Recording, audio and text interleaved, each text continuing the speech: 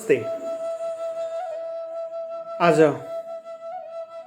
कसुर अनुसन्धान सम्बन्धी सानो छलफल गर्न गइरहेको छु। के हो त कसुर अनुसन्धान? त्यो सम्बन्धी कसुर अनुसन्धान सम्बन्धी विषय कसरी थाहा पाउन सकिन्छ, अथवा कसुर अनुसन्धान को विषय चाहिँ केबाट जानकारी प्राप्त गर्छौँ, अथवा कसुर भएको हो होइन, कसुर कसरी भएको हो, अथवा कसुरको प्रक्रिया के छ, अथवा कुन कसुरमा के गरिन्छ, अथवा प्रहरीमा उजुरी दर्ता गर्दा के गर्नुपर्छ, अथवा प्रहरीले उजुरी दर्ता लिएन भने के कहाँ जाने, अथवा घटना घटेको अवस्थाको बारेमा प्रहरी अथवा कहाँ सम्पर्क गरेर चाहिँ उजुरी गर्न सकिन्छ, अथवा कसुरको जानकारी गराउन सकिन्छ, र त्यो कसुर सम्बन्धी कसरी अनुसन्धान हुन्छ त्यसको बारेमा छलफल गरिरहेको छु। यो हामीले सिधै डाइरेक्ट बुझ्दा चाहिँ कानुन तथा न्याय संसदीय मामिला मन्त्रालयको सूचनालाई हामीले विशेष ध्यान दिनुपर्छ। त्यो सूचना भनेको कसुरको अनुसन्धान सम्बन्धी नियमावली 2075 चाहिँ जारी भएको छ। अथवा यसलाई हामीले अर्को किसिमले बुझ्नुपर्छ। मुलुकी फौजदारी कार्यविधि संहिता ऐन 2074 को दफा 196 ले कसुर अनुसन्धान सम्बन्धी अधिकार दिएको छ। त्यो अधिकार प्रयोग महाधिवक्ताको कार्यालय भनेको सरकारी वकिलको कार्यालय सँग समन्वय गरेर नेपाल सरकारले नियम बनाएको छ। त्यो नियम अन्तर्गत रहेर कसुर अनुसन्धान कसरी हुन्छ नेपालको परिवेशमा, त्यसको बारेमा जानकारी गराउन चाहन्छु। फौजदारी मुद्दा, विशेषतः फौजदारी मुद्दा अनुसूची 1 र 2 भनेर जोड्ने गरेको छ। एक भनेको चाहिँ सरकारवादी हुने मुद्दाहरू, हामीले त्यसरी विचार गरौँ। सरकारी वकिल कार्यालयबाट चल्ने मुद्दाहरू जसलाई चाहिँ हामीले यसरी अथवा उच्च सरकारी कार्यालय, विशेष सरकारी कार्यालय, जिल्ला सरकारी कार्यालय आदिबाट चल्ने मुद्दाहरूसँग जोडौँ। यो चाहिँ कस्तो भने विशेष सरकारी कार्यालय हामीले अनुसन्धानको बारेमा एक दुईवटा कुरा बुझ्न नितान्त आवश्यक छ। जाहेरी दरखास्त ढाँचामा आएन, अथवा निवेदनको शैलीमा आयो, अथवा तोकेको कानुनले तोकेको प्रक्रिया पुरा गरेर आएन भने के गर्ने एउटा, अथवा त्यस्तो प्रकारको निवेदन सूचना जाहेरी दरखास्त आयो भने पनि त्यसलाई 7 दिनभित्रमा दर्ता गरी, अथवा त्यसको जाहेरी फर्मेटमा बनाई, अथवा कर्मचारी पठाई, मानिसलाई झिकाई, अन्य खुलाउनु पर्ने कुरा केही छुटेको छन् त्यो कुरा खुलाई जाहेरी दर्ता गर्ने भन्छ कानुनले। अर्को, त्यो जाहेरी दरखास्तमा कुनै विद्युतीय माध्यमबाट जाहेरी दरखास्त पनि पर्न सक्छ, अथवा सूचनाको विश्वसनीयतामाथि शङ्का उत्पन्न भयो भने दरखास्त वा सूचना दिने मान्छेलाई बाटोको म्याद बाहेक 7 दिनभित्रमा शनाखत गराउनुपर्छ भनेर कानुनले व्यवस्था गरेको छ। अब दरखास्त र सूचना उप 7 दिनभित्रमा शनाखत नभए कारबाही गर्नु हुँदैन, चलाउनु मिल्दैन भन्ने खालको कुरा देखिन्छ। तर त्यस्तो के हुन्छ त? प्रहरी कार्यालयमा हामी कसैले जाहेरी दरखास्त कुनै घटना अथवा कसुरमा जाहेरी दरखास्त लिएर गयौँ भने सिधै प्रहरीले जाहेरी दरखास्त लिन किन मान्दैन त? विशेष अवस्थादेखि बाहेक प्रहरीले जाहेरी दरखास्त लिन मान्दैन, किन मान्दैन त? त्यसमा पनि एउटा अनुसन्धान हुन आवश्यक देखिन्छ। त्यो किन मान्दैन? त्यसका केही तर्कहरू छन्, केही पोजिटिभ तर्क छन्, केही नेगेटिभ तर्क छन्। सरसर्ती हेरौँ। जुन पायो त्यही जाहेरी दरखास्त लिँदै जाने भने प्रहरीको कार्यबोझ बढेर जान्छ। एक, कसुरका मात्रा त्यो एरियामा धेरै घटेको ठानिन्छ, शान्ति सुरक्षाको अभाव भएको महसुस हुन्छ, प्रहरीलाई दबाब पर्छ। अर्को कुरा, अनुसन्धान गर्ने क्रममा आफ्ना कर्मचारी खटाइरहनुपर्छ, सिनियरहरूलाई खटाइरहने क्रममा जनशक्ति अभाव पूर्ति गर्न गाह्रो हुन्छ। अर्को, जाहेरी दरखास्त सबै राइट पर्सन अथवा कसुर सबै चाहिँ भने जस्तै किसिमका हुन्छन् भन्ने छैन। त्यसलाई अनुसन्धान गर्न प्रयोग गर्ने म्यान पावर दक्ष जनशक्ति नहुन सक्छ। अर्को बायसनेस देखिन सक्छ। यी कुरा चाहिँ प्रहरी कार्यालयमा हुन्छन् भन्ने हाम्रो बुझाइ छ र कतै अवस्थामा भएको देखिएको पनि छ। अर्को के पनि हो भने सबै प्रकारका जारी दरखास्त प्रहरीले लिन अन्कनाउने गर्छ। म बुझ्छु, तपाईँ भोलि आउनुहोस्, अथवा म फोन गर्छु, म बोलाउँछु। यो नेपालभरि सबै चौकी कार्यालयहरूमा जहाँ जारी दरखास्त दिनुहुन्छ त्यहाँ त्यही भन्ने चलन छ। त्यहाँका मुद्दा शाखाका कर्मचारीबाट तपाईँ बुझ्नुहुन्छ भने म यो बुझ्छु, अथवा म मेरा सिनियरसँग गफ गर्छु, अथवा म सरकारी वकिलसँग सल्लाह गर्छु, तपाईँको फोन नम्बर छोडेर जानुहोस्, अनि आएर म दर्ता गर्नु भए गर्छु। त्यतिन्जेलमा कुन स्वार्थले काम गरेको हुन्छ भन्ने आशंका जारी दरखास्त दिनेलाई पर्छ नै। किनभने केही मुद्दाहरू, केही जारी दरखास्तहरू प्रहरी कार्यालयमा दिएको सूचनाबाट बिग्रिएका अवस्था पनि बजारमा देखिन्छन्, सुनिन्छन्। कतिकरो त देखेको पनि भोगेको पनि अवस्था हामीले छ। तर हामीले राज्यलाई त्यसरी शङ्का आशंकाको दृष्टिकोणले हेर्नुभन्दा पनि जारी दरखास्त उहाँहरूले किन लिन मान्नुहुन्न, त्यसको बारेमा त्योभन्दा माथिल्ला निकायहरूमा कसरी दर्ता गर्ने भन्ने कुरा जान्नुपर्छ। त्यस कारणले एउटै मात्रै बाटो अवस्था छैन। त्यो बाटाहरूको बारेमा तपाईँलाई भन्नेछु। तर मैले अघि नै भनिसकेँ, जारी दरखास्त नलिने कारणहरूमध्ये कामको व्यस्तता, म्यानपावरको कमी, काम गरे पनि जस नपाउने कुराको अवस्था र बायसनेस, कुनै न कुनै प्रकारको बायसनेस, त्यो चाहिँ जोडिन्छ। अनि कहिले चाहिँ आफ्नो क्यापासिटी, अनुसन्धानको क्यापासिटी नपुग्ने अवस्था पनि हुनसक्छ, त्यो पनि जोडिन्छ। यी कुराहरू चाहिँ प्रहरी कार्यालयमा देखिन्छन्। ती अवस्थाले पनि त्यो अवस्था सृजना गरेको हुनसक्छ। अब हामीले कुनै पनि सूचना प्रहरी कार्यालयमा जाँदा प्रहरी कार्यालयले किन दर्ता गर्दैन त? नर्मल्ली दर्ता गर्दैन। अनि बुझ्छु भन्छ, सोधखोज गर्छु भनेर प्रहरी कार्यालय त्यहाँका अनुसन्धान हाकिमहरूले भनेर हुन्छन्, कर्मचारीले भन्छन्।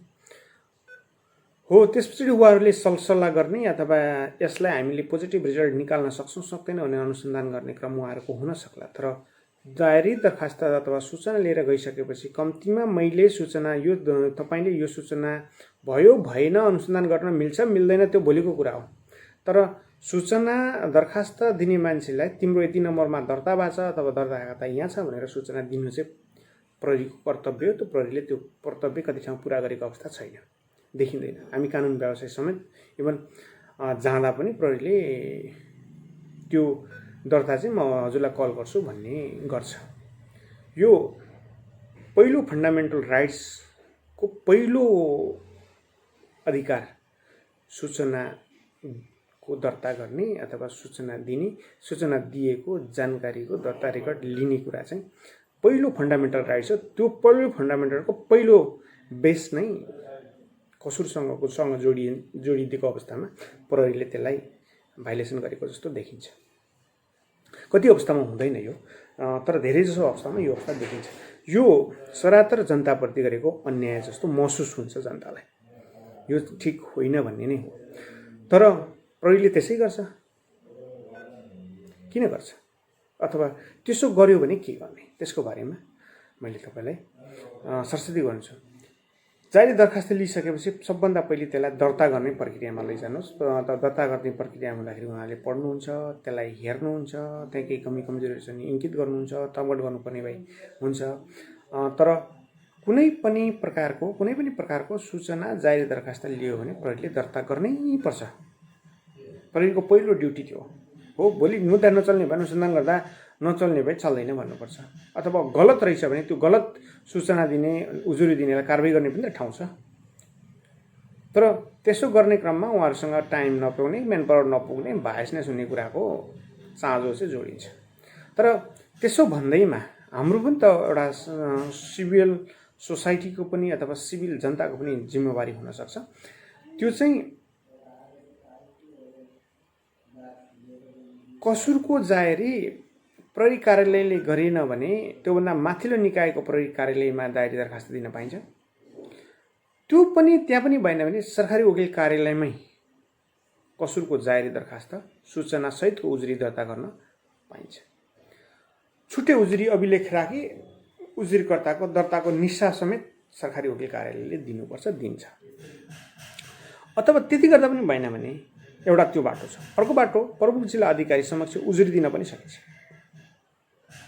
प्रमुख जिल्ला अधिकारी समक्ष उजुरी सूचना पनि छुट्टै दर्ता गरी निस्सा दिने प्रचलन छ। तर कति अवस्थामा सिडिओ कार्यालय, जिल्ला प्रशासन कार्यालय पनि पछि आउनुहोस् तपाईँको निवेदन राख्दै गरौँला, हेर्दै गरौँला, अनि बुझेर चाहिँ तपाईँलाई खबर गरौँला भन्ने गरेर आफ्नो कामबाट पन्छिने प्रचलनको व्यापक अवस्था छ। यो हामीले बोल्ने पनि हो र त्यहाँ हुने अवस्था पनि हो। त्यो उहाँहरूले त्यो गर्नुहुन्छ। कति अवस्थामा निस्सा दिनुहुन्छ, कति अवस्थामा दिनुहुन्न, हामीले यो भोगेका, देखेका, सुनेका, जानेका छौँ। अब अर्को कुरा त्यति नै मात्रै होइन, गृह मन्त्रालयमा सोझै गएर उजुरी छुट्टै दर्ता गराउन पनि सकिन्छ। गृह मन्त्रालयले चाहिँ उजुरी निस्सा दिन्छ। अब आवश्यक सहयोग र मद्दत पनि गर्छ गृह मन्त्रालयले।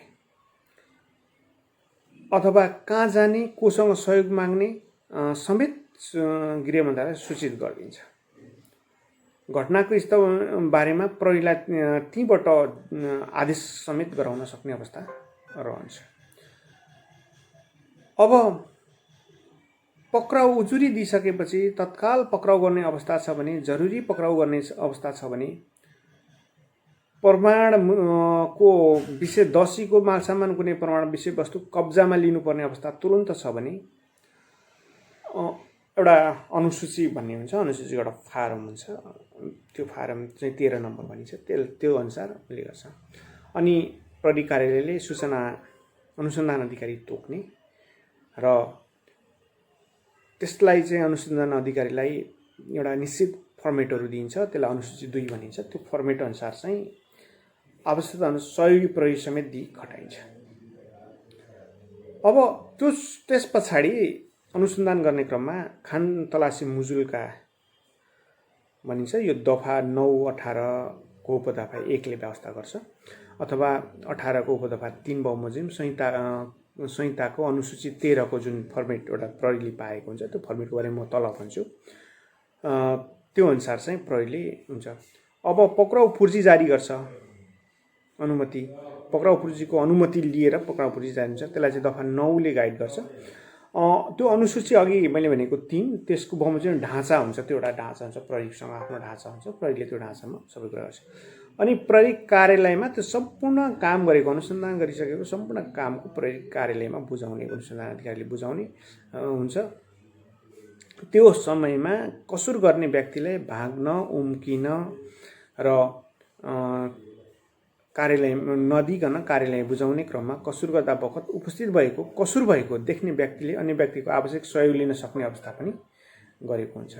अनि त्यस पछाडि कसुर गर्ने व्यक्तिलाई शारीरिक जाँच गर्ने प्रचलन हुन्छ, सायद छ र गर्नै पर्छ। अब हिरासतमा राख्दा छोड्दा सम्भव भएसम्म सरकारी चिकित्सक भन्छ, तोकेको चिकित्सक उपलब्ध नसकेमा मान्यता प्राप्त स्वास्थ्य कर्मीबाट निजको शरीर स्थितिको जाँच गराई सोच अभिलेख राख्नुपर्छ। अब यहाँनिर एउटा ठाउँ ज्यादै चित्त नबुद्धो काम हुन्छ, बेला बेला राम्रै पनि हुन्छ। त्यो सरकारी वकिलले सरकारी चिकित्सककोमा लाने क्रममा अथवा हस्पिटल लैजाने क्रममा त्यहाँनिर डक्टरको नाम राख्ने, भरिदिनु न, यसो हेर्दा ठिकै छ भने सब ठिकठाक छ भनेर लेखिदिनु न भन्ने प्रचलन छ। कति अवस्थामा त मापासे छ छैन चेक गर्ने, अथवा शरीर कुनै औषधि खान्छ खाँदैन सोध्ने, र त्यही हुन्छ। त्यो भन्या हो कानुनले त, त्यो त होइन जस्तो देखिन्छ। किन कानुनले त्यो मान्छेको शरीरको सम्पूर्ण कुरा चेक गर, जेनरली चेक गर, सबै कुरा भन्न खोज्यो कि उसको शरीरमा हुने कम्तीमा उसका ब्लडसँग जोडिएका, उसका सरुवा रोगहरूसँग जोडिएका केही कुराहरू चाहिँ त्यो हुन सक्छन्, ती कुराहरू सबै चेक गर्न भन्न खोज्या हो कि भन्ने कानुनको दिए देखिन्छ। तर त्यहाँ चाहिँ फर्मालिटी र प्रक्रिया मात्रै पुरा गरिन्छ। कति अवस्थामा राम्रो पनि गरिन्छ। त्यसलाई सबै ठाउँ त्यस्तो ऊ पनि छैन। तर धेरै जसो चाहिँ प्रक्रिया पुर्याइन्छ, प्रक्रियामुखी पद्धति अपनाइन्छ। अनि त्यो त्यति गरिसकेपछि प्रारम्भिक अनुसन्धान प्रतिवेदनको ढाँचा दफा 10 को उपदफा 2 अनुसार सरकारी वकिल कार्यालयमा प्रारम्भिक अनुसन्धान प्रतिवेदन पठाउँदा अनुसूची 5 बमोजिम ढाँचा बनाउनु पर्ने छ। यो चाहिँ अनुसूचीको प्रारम्भिक प्रतिवेदन चाहिँ सरकारी वकिल कार्यालयमा बनाउने ढाँचाको प्रक्रिया हुन्छ, त्यो प्रक्रिया। अब अर्को एउटा हुन्छ भ्रमपूर्ण झुटा काल्पनिक सूचना चाहिँ छ भने त्यसलाई तामेलीमा राख्ने अधिकार पनि प्राप्त हुन्छ। यो चाहिँ संहिताको अनुसूची 1 अन्तर्गतको कसुर हकमा हुन्छ। कसैले झुटै उजुरी दिएर कसैलाई दुःख दिने, कसैलाई उ गर्ने नियत राखेका रहेछन्, त्यसलाई चाहिँ तामेलीमा राख्ने तर गर्ने गरिन्छ। अब तामेलीमा राख्न पाइन्छ भने आएको सूचनाहरू किन दर्ता गर्दैनन्? एउटा विचित्र कुरो, कहिलेकाहीँ अशोभनीय जस्तो लाग्छ अनुसन्धान पद्धति। किन सरकारी फौजदारी अनुसन्धान कता न कता ल्याकिङ, कता न कतै क्राइसिस भएको अवस्था देखिएको चाहिँ छ। यो अनुसन्धानमा तामेली राख्ने पाउने अधिकार हुँदाहुँदै दर्ता किन नगर्ने? तपाईँलाई पछि आउनुहोस्, आएको बेला नगर्ने, पछि आउँछु, पछि बोलाउँछु किन भन्ने, यो चाहिँ क्वेसन उठ्छ, जहाँ पनि उठ्ने गरेको छ यो। अब त्यसो गर्दा घटनास्थल मुजुल्का तयार गर्ने कुरा, विशेष टोलीले प्रतिवेदन पेश गर्ने कुरा, पक्राउ परेको व्यक्तिलाई हिरासतमा राख्न अनुमति माग्ने कुरा, त्यो चाहिँ अदालतबाट, न्यायाधीशबाट अनुमति माग्ने हुन्छ। न्यायाधीशले ती अनुमति माग्दाखेरि बुझाएका कागजपत्र हेरेर अझै अनुसन्धान गर्न बाँकी रहेको देखिएमा अनुसन्धान थप गर्न सक्ने, अनुसन्धान गर्न टाइम दिन सक्ने हुन्छ। फेरि हिरासतमा राखेको व्यक्ति अनुसन्धान गर्ने क्रममा केही खासै त्यस्तो अवस्था देखिएन भने हिरासतमा रहन आवश्यक उपयुक्त नदेखिएमा उहाँको अभिभावक, माथवर वा जिम्मा जमानीमा छोड्ने निर्णय गर्न पनि सक्छ। यसरी निर्णयसहित, तर त्यो कुरा निर्णयसहित लेख्नुपर्ने हुन्छ। तर एउटा विडम्बना के छ भने जसले छोड्न पाउने अधिकार छ उहाँले जवाबदेहिताको कुरा उठाउने, त्यहाँबाट माथिल्लो निकायलाई पठाउने, माथिल्लो निकायले पनि माथिल्लो निकायमा पठाउने भन्ने किन टाउको दुखाउने? भरे किन छोडिस्, के गरिस्, कसो गरिस् भन्ने क्वेसन उठ्ला कि भन्ने डरले, अथवा आफ्नो पर्फर्मेन्समाथि क्वेसन नउठोस् भन्नको लागि आफूले काम सार्ने प्रचलनको सरकारवादी मुद्दाहरूमा ज्यादै व्यापक अवस्था छ। त्यो अवस्थालाई चाहिँ न्यूनीकरण गर्न नितान्त आवश्यक देखिन्छ।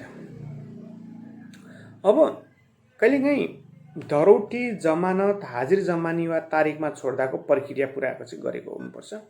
त्यो प्रक्रिया हुन ब्याङ्क ग्यारेन्टी, अब जमानतहरूको ब्याङ्क ग्यारेन्टीको कुरा, अब छाड्दा पुर्याउने प्रक्रियाको कुरा पनि छन्, जेथा जमानत लिनुपर्ने कुरा पनि छन्, र यस्तो ब्याङ्क वारेन्टीको चाहिँ एउटा प्रक्रिया गरे हुन्छ। अब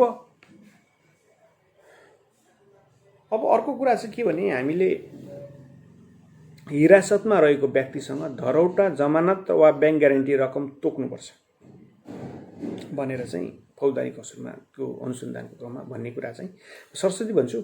कसुरको प्रकृति र गम्भीरतालाई हेरेर, अभियुक्त तथा कसुरदारको आर्थिक अवस्था र पारिवारिक स्थिति हेरेर, अभियुक्त कसुरदारको उमेर र शारीरिक स्थिति हेरेर, निजले पहिले कुनै कसुरमा ठगी सजाय पाएको नपाएको भन्ने कुरा बुझेर, निजलाई हुन सक्ने सजाय र निजले बेहोर्नुपर्ने क्षतिपूर्तिको आधार हेरेर, कसुरबाट पीडितलाई पुगेको क्षति, कसुरबाट सिर्जित परिणाम, कसुरको साबिती वा भएको वा नभएको, असहाय, अशक्त, गर्भवती, स्तनपान गराउने शिशु भएकी महिला भएको नभएको विचार गरेर जमानत अथवा ब्याङ्क ग्यारेन्टी लिँदा त्यो लिएर छोड्नुपर्छ। त्यो चाहिँ अनुसूची 10 मा दिएको छ। अनुसूची 10 को बारेमा अहिले म तपाईलाई सेयर गर्छु। अब यसरी धरोटी अनुसन्धान अधिकारीले सम्बन्धित व्यक्तिलाई तत्काल फिर्ता गर्नुहुन्छ। अब पछि त्यो अनुसन्धान गर्ने क्रममा थुन्सेको क्रममा अनुसन्धान अधिकारीले लिएको धरोटी नै कायम गरेमा त्यसै कायम गरेको रकम बाहेक त्यही अनुसार जुन पैसा दरौटी जमानत लिएको छ त्यो पैसा थुन्छेक पछाडि अदालतले दिएको आदेशमा त्यो विषय उल्लेख भयो सकियो, भएन भने बाँकी त्योभन्दा धेरै चाहिँ जमानत लिएको रहेछ भने तुरन्त फिर्ता गरिदिनुपर्छ भनेर कानुनले भन्छ।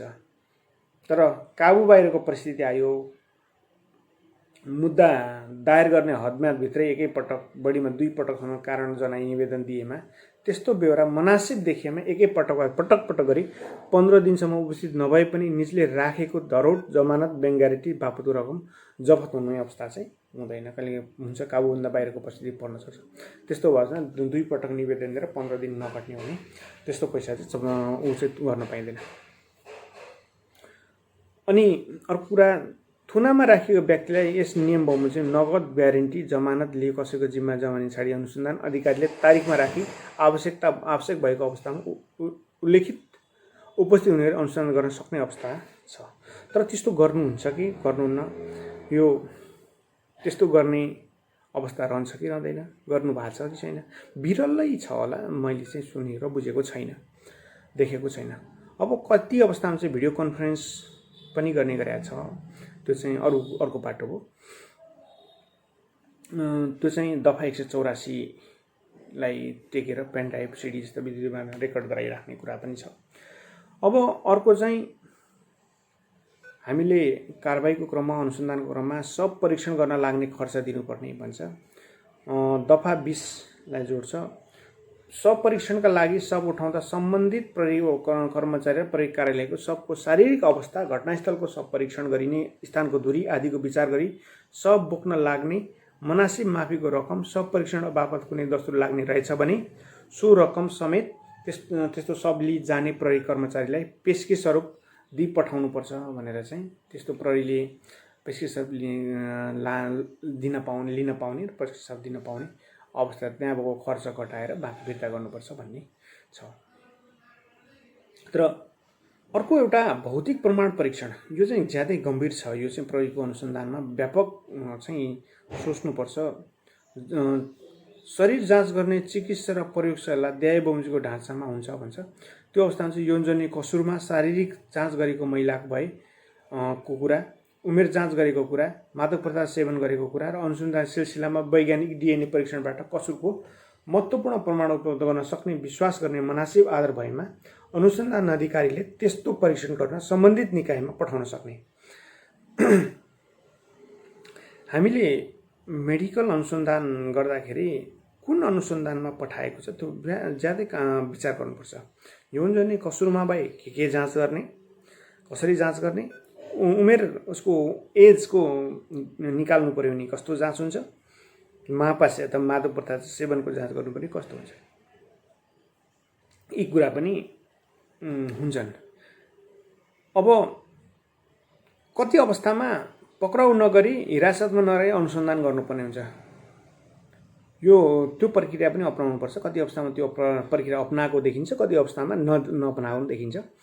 कसुरसँग सम्बन्धित कुनै व्यक्तिलाई पक्राउ गर्नुपर्ने मनासी आधार नदेखिएको अवस्थामा अनुसन्धान अधिकारीले पक्राउ नगरी अनुसन्धान गर्न सक्छ भन्छ। कैद सजाय नहुने कुनै कसुरको हकमा चाहिँ यस्तो हुन्छ भनेर हामीले जोडौँ। अरू पनि हुन्छ, तर कसुर नहुने सजाय हुन्छन् कतिहरू अनुसन्धान गर्नुपर्दा त्यस्तो गरिन्छ। अब अर्को चाहिँ अनुसन्धानको क्रम सकिसकेपछि सरकारी वकिल कार्यालय मार्फत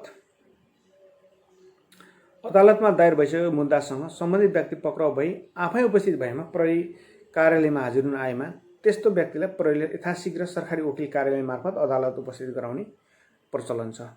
अनि अर्को कुरा, दोषी शनाखत गराउने, दोषी शनाखत गराउनुपर्छ। दोषी चिजवस्तु शनाखत गर्नुपर्दा शनाखत गर्नुपर्ने सम्बन्धित व्यक्तिलाई त्यस्तो दोषी चिजवस्तु देखाई एउटा अनुसूची 18 नम्बर छ त्यसले गर्छ। अनि त्यो मुद्दा हेर्ने अधिकारीलाई पठाउने।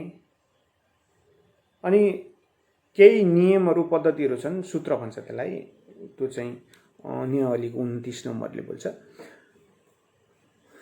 केही फर्मुला, के पद्धतिका फर्मुलाहरू प्रयोग गर्ने भन्छ। त्यो चाहिँ पुनः सरकारी वकिल प्रहरी अनुसन्धान अधिकारी बिचमा त्यो केही फर्मुलाहरू प्रयोग गर्ने भन्छ। साँची उपस्थिति गराउने कार्यविधि पनि हुन्छ। त्यो चाहिँ संहिताको 110मा छ। अनि अदालतमा साँची सरजिमिन गर्दाको घटनास्थल गर्दाको परिस्थितिजन्य साँची प्रमाणहरू छन् भने ती साँचीलाई चाहिँ अदालतमा बयानका लागि उपस्थित गराउने काम पनि अनुसन्धान अधिकारीसँग जोडिएर मुद्दासँग जोडिएको अनुसन्धान अधिकारी मार्फत गर्ने चलन छ। अब कहिलेकाहीँ कार्यविधि प्रक्रिया र नियमावलीमा केही न्यायाधिवक्ता कार्यालयमा विवाद उत्पन्न हुन सक्छ। त्यस्तो अवस्थामा चाहिँ नेपाल सरकारले अथवा न्यायाधिवक्ता कार्यालयसँग सल्लाह गरी हुन्छ। अब हामीले यसलाई सरस्वती हेर्ने हो भने यो अनुसूची भनेको चाहिँ के हो भने एउटा ढाँचाका कुराहरूलाई चाहिँ अनुसूचीमा राख्छ।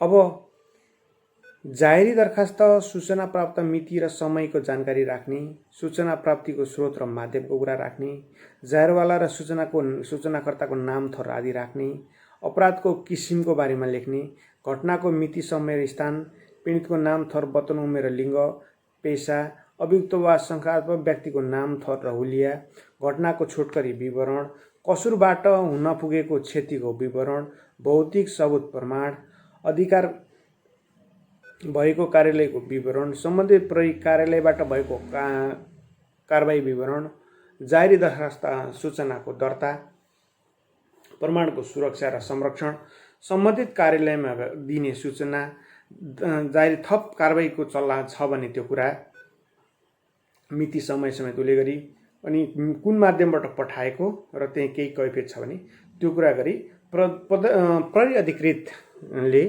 दस्तखत गरी फाँटवालाको दर्जासहित उल्लेख गरी त्यहाँ लेखी त्यो पठाउने चाहिँ गर्नुपर्छ। यो चाहिँ दर्ता प्रक्रियाको हो। अब अनुसन्धान अधिकारी तोकेको चाहिँ प्रहरी कार्यालयले तोक्छ। त्यो घटनामा उक्त विषयमा जाहेरवाला वादी नेपाल सरकार भएको, प्रतिवादी फलना भएको भनेर एउटा फर्मेट छ। त्यसमा चाहिँ उक्त मुद्दा अनुसन्धान विवरण चाहिँ त्यसमा को पठाउने, प्रहरीलाई चाहिँ कसको टोली युनिट कसको कमान्डमा चाहिँ कसलाई पठाउने भनेर कार्यालय प्रमुख, प्रहरी कार्यालय प्रमुखले त्यो दिने हुन्छ। एउटा पक्राउको अनुमति पत्र पनि दिएको हुन्छ। यो चाहिँ नेपाल सरकार गृह मन्त्रालय श्री प्रहरी कार्यालय भनेर चाहिँ अपराध अनुसन्धान शाखा भनेर दिन्छ। त्यसमा पनि यो विषयमा तपाईँ फलनालाई अथवा तपाईँलाई पक्राउलाई चाहिँ भनेर दिएको जुन माथिको फर्मेट छ त्यसलाई चाहिँ के गरिन्छ भने पक्राउ अनुमतिको सम्बन्धमा श्री जिल्ला अदालत यहाँ डट भनेर यहाँ दिइन्छ र त्यो जिल्ला अदालतमा अनुमति पाउनको लागि एउटा फर्मेट बनाएको हुन्छ। अनि जिल्ला अदालतलाई त्यही प्रहरीले अथवा अनुसन्धानको ठाउँबाट पाएको पत्रको तल मुनिपट्टि श्री जिल्ला अदालतबाट जारी भएको पक्राउ अनुमति भन्ने लेखिन्छ र छुट्टै पेजमा दिने चलन पनि छ।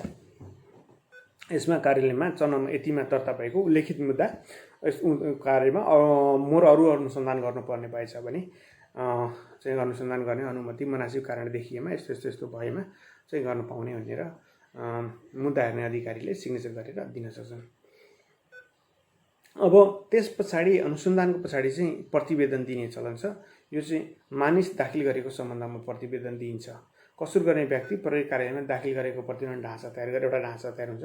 त्यसमा नियन्त्रण लिएको व्यक्तिको टोटल विवरण, नाम, वतन, पिता, दसैँ, प्रमाण, घाउ, परीक्षण आदि इत्यादि सबै कुरा अनि त्यो गर्ने प्रतिवेदक कसले त्यो प्रतिवेदन लेखेको प्रतिवेदकले गरी पठाउने चलन छ। त्यो त्यसरी अर्को एउटा छ प्रारम्भिक अनुसन्धान प्रतिवेदन पठाउने हुन्छ सुरुमा।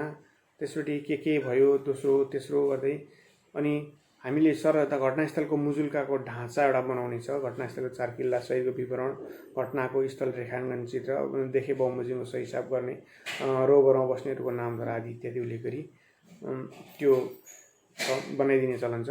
अर्को कुरा जिल्ला सरकारी वकिल कार्यालयलाई प्रहरी हिरासतमा राख्न पटक म्याद थप्केको पनि एउटा चिठी बनाउँछ अनि सरकारी वकिल कार्यालयबाट त्यसलाई चाहिँ दिन्छ र त्यो कुराहरू अदालत पुर्याउनु पर्ने रहेछ भने अदालतमा पनि त्यो कुरालाई पुर्याइन्छ। अब धरोड जमानत छाड्न सक्ने कुरा भएछ भने त्यो गर्ने हो। यसरी यी सबै कुरा हेर्दै जाँदा हामीले के बुझ्नुपर्छ भने के बुझ्नुपर्ने देखिन्छ भने सबै जाहेरी दरखास्त सूचना प्रहरी कार्यालयमा पनि दर्ता नहुँदा रहेछन्, हुन गाह्रा हुँदा पनि रहेछन्। केही सूचना प्रहरीले आफै पनि उठाउँदो रहेछ, गर्दो रहेछ। सरकारी वकिल कार्यालयबाट पनि गर्न सकिने रहेछ, सिडिओ कार्यालयबाट पनि गर्न सकिने रहेछ, गृह मन्त्रालयबाट पनि सकिन्छ, प्रहरी हेडक्वार्टर पनि गर्न सकिन्छ। कति अवस्थामा सिधै अदालत जान मिल्ने कानुनी व्यवस्था रहेछ भने सिधै अदालत जान पनि पाइन्छ। यो अनुसन्धानको चरणका अथवा जारी दरखास्त र त्यसको अनुसन्धानको बारेमा मैले तपाईँलाई यो जानकारी गराएँ। तर नेपालको फौजदारी न्याय प्रणालीमा जनगुनासो व्यापक छ। किन छ त भन्दा यसमा प्रक्रियामुखी अवधारणाको कन्सेप्ट धेरै छ। प्रक्रिया अनि अर्को एउटा भन्नै पर्छ, सबैलाई बोल्नै पर्ने अवस्था पनि छ। बोलेर त के हुन्छ भने जस्तो पनि अवस्था रहन्छ। एउटा प्रहरी अनुसन्धानको सबभन्दा तल हल्ला प्रहरी हल्दार अथवा प्रहरीको मुद्दा शाखाका मानिसले गरेको, प्रहरीले गरेको अनुसन्धानको प्रक्रियाको चेकिङ लिस्टबाट बाहिर निक्लेर यसो हो अथवा त्यसो गर भनेर थोरै अवस्थामा भनिन्छ। लागु औषध हो, चोरी होस्, बेचबिखन होस्, यस्तो मुद्दामा पन्छाउने र पन्छिने पद्धतिको विकास फौजदारी न्याय प्रणालीमा देखिन्छ। जवाबदेहिता नलिने, यो चाहिँ हरेक तबकामा अनुसन्धानदेखि, प्रहरीदेखि, सरकारी वकिल कार्यालयदेखि मिलाएरै ल्याएको छ। कानुनद्वारै लिएर आएछ। अथवा यो कानुनमा फल्ना इस्यु आयो चाहिँ मान्छे गयो भने जस्तो अवस्था छ। जुनसुकै इस्यु आए पनि निर्दोष फस्नु भनेको सायद न्याय मर्नु हो। हामीले यसरी बुझ्नुपर्छ। हामीले कारागारमा अथवा जेलहरूमा हामीले हेर्दाखेरि निर्दोष पनि पछि न्याय पाएको, उच्च सर्वोच्चतिर गएर न्याय पाएको देखिन्छ। तर त्यो पक्षले जेल बस्नु र त्योभित्र परेका अवस्थामा हो। फौजदारी अपराध गर्ने अपराधीलाई छोड्नुहुन्न, तर निर्दोष फस्नुहुन्न भन्ने एउटा कानुनी सिद्धान्त, कानुनी प्रेमको सिद्धान्त भनौँ त्यसलाई, त्यो सिद्धान्त छ। त्यो सिद्धान्त अनुसार चाहिँ हुनुपर्छ भन्ने हो। त्यसकारणले हामीले भन्न सक्छौँ प्रहरीले अनुसन्धान गर्दा जारी अथवा सूचनाबाट सुरु गरेर अदालतको सम्म पुर्याउने प्रक्रिया र अदालतले तोकेको आदेश समेत मान्ने कुरासम्म जोडिन्छ। यसरी हेर्दा यो ज्यादै रमाइलो, व्यवस्थित र व्यापक पनि छ भन्ने पनि बुझ्नुपर्ने हुन्छ। हस् त, नमस्ते।